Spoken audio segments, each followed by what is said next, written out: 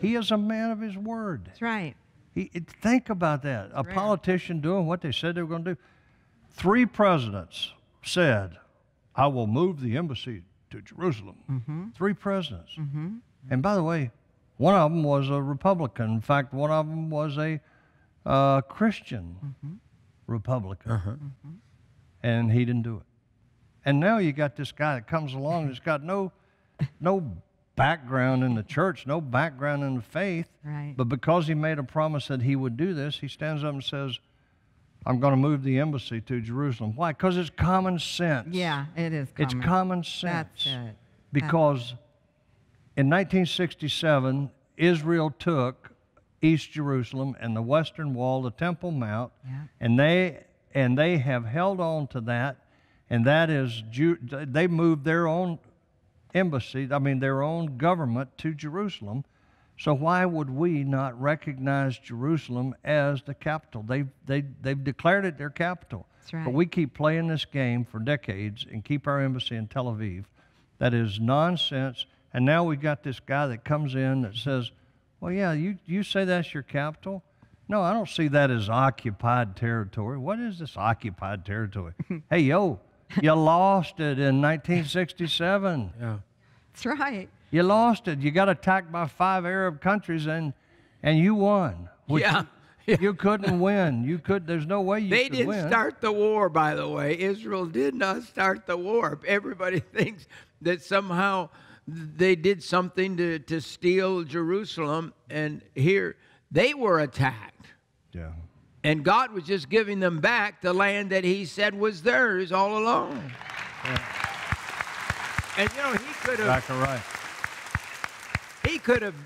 he could have gone years holding it back before he moves the embassy. But what did he do? He's a builder. Right. He said, I'll just remodel a building and we're going to open it up on the anniversary, on the 70th anniversary. So that's what he plans to do. Yeah. That's amazing. That's amazing. I mean, Absolutely no red tape. Nope. He's going to open a temporary embassy on the 14th of May, which is the 70th anniversary of the founding of Israel. Amen. Yeah. He's doing that. Well, let me just throw this in here. I'm amazed at people that try to prove the existence of God through science. Right. Okay, I'm not against science. I'm not saying that. But all you have to do is look at what the ancient prophets said. These prophets, 2,500 years ago, all said the same thing.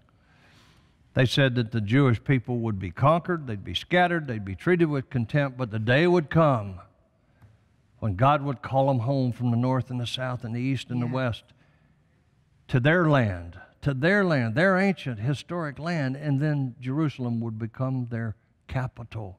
That's biblical, that's prophetic. Yes.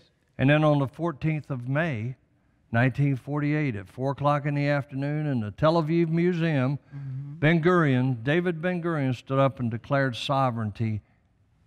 And how did those ancient prophets that didn't know each other, didn't have the internet then, how could they all be saying the same thing? God was revealing it to them. Yes, that's right. 2,500 years ago. Yes. That's the proof that there is a living God. Amen. Amen. When Israel was recreated.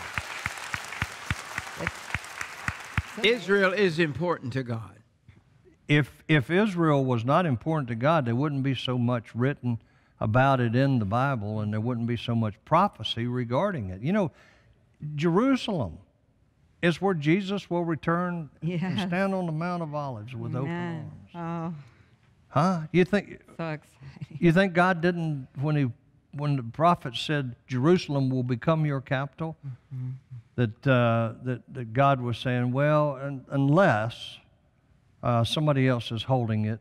No. It said Jerusalem will become your capital. And when the 55th Airborne Brigade on the 7th of June, 1967, went into that city, you listen to the videos, watch the videos, listen to the audio tapes.